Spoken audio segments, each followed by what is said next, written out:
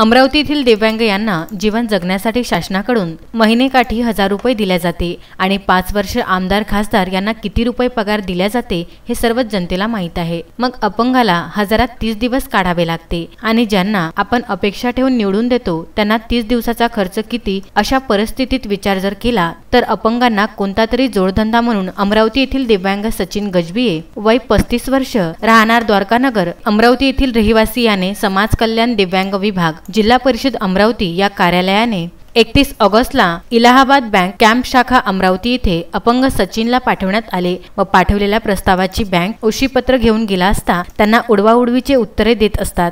दुसऱ्या दिवशी पोलीस असल्याचे सांगून अपंग सचिन, ज्येष्ठ नागरिक, आई वडील यांना इलाहाबाद बँकेतील कर्मचारी यांनी जाणून हुज्जतबाजी केल्याचा आरोप सचिनने आपल्या तक्रारीत केला आहे। तसेच महाराष्ट्र शासन निर्णय दिव्यांग व्यक्तीचे कल्याण व पुनर्वसन सन 1995 कायदा अधिगृहित दिव्यांग हक्क अधिनियम 2016 अन्वये संबंधित बँक शाखा व्यवस्थापक व कर्मचारी यांच्यावर कार्यवाहीची मागणी करून दिव्यांग यांना न्याय देण्याची विनंती पोलीस स्टेशन तक्रारीत केली आहे।